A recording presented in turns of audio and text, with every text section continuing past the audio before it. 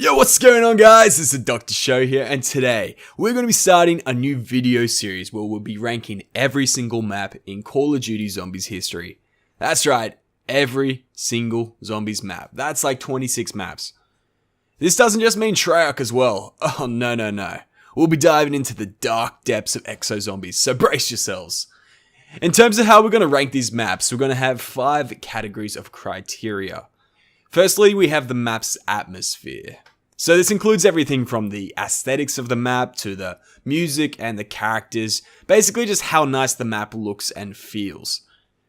Next, we're going to be ranking the overall gameplay aspects of the maps, like how easy or hard it is, if it's a bit tedious, things like that. The third category is weapons and perks in the map. Are they good, bad, or just average?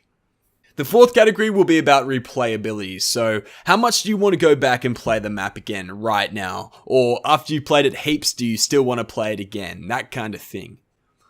Lastly, we have a very subjective category, which is just plain gut feeling. So this is just basically off the top of the head, what score would you give the map?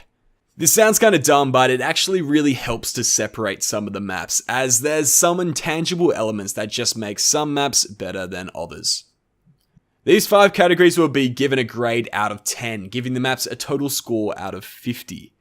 Anyway, that's the general idea of the series. We'll find out which map ends up being king. Starting off in today's episode, we'll be giving a rating to the first Zombies map of all time, the OG, Nacht, Untoten. Now, this map was the start of Zombies. Everything we've played since then is just an expansion on the concepts of this map. This makes the map very nostalgic for people who played World at War when this map first came out, and these people generally rate this map pretty high because of that nostalgia factor.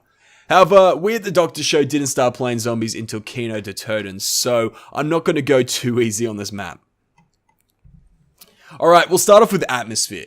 Nacht takes place in a very small building in an abandoned airfield. Treyarch really plays on some of the zombie movie stereotypes in this map, so you have this big full moon and a mysterious fog that zombies slowly emerge from. The zombies also make pretty freaky sounds, and the combination of this and the fog really adds to the atmosphere of the map. Obviously all this is pretty crap compared to the newer maps, but it makes you feel like you're in a zombie movie, which is cool.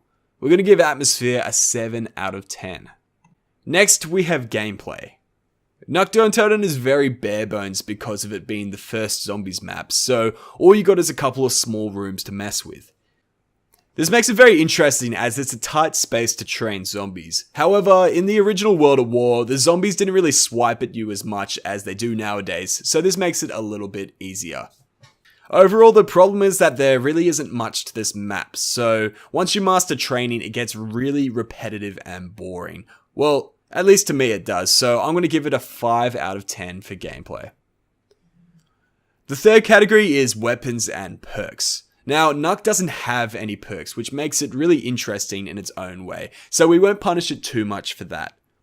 Really, we will just focus on what it does have, which is plenty of decent wall and box guns. They all are pretty fun to use, and they sound and feel really nice. You also have the first appearance of the ray gun, which was really exciting back in the day. Overall, there's nothing really that impressive about the guns, but nothing too bad as well, so we'll give it a solid 6 out of 10. The next category is replayability. Now, I do want to say that this map is very replayable, but honestly, it's not really. Nacht is a very simple map, and that makes it less appealing to go back and play again.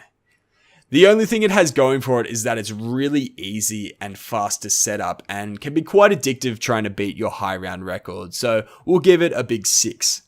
Lastly, we have that gut feeling category. When I think of Nacht, I want to give it a 9 out of 10 just because it was the first map and it started zombies, but really that's just unfair to the other maps. When you think about it, it's a very repetitive and simple map that isn't as appealing in 2016 as it was 8 years ago, so I'm going to have to give it a 6 out of 10. Overall, that gives Nacht a respectable score of 30 out of 50.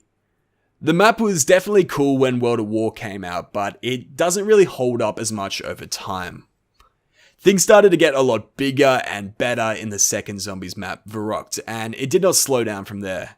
However, spoiler alert, this map actually does manage to get a higher score than a couple of other maps, but you'll have to wait until later in the series to find out which ones.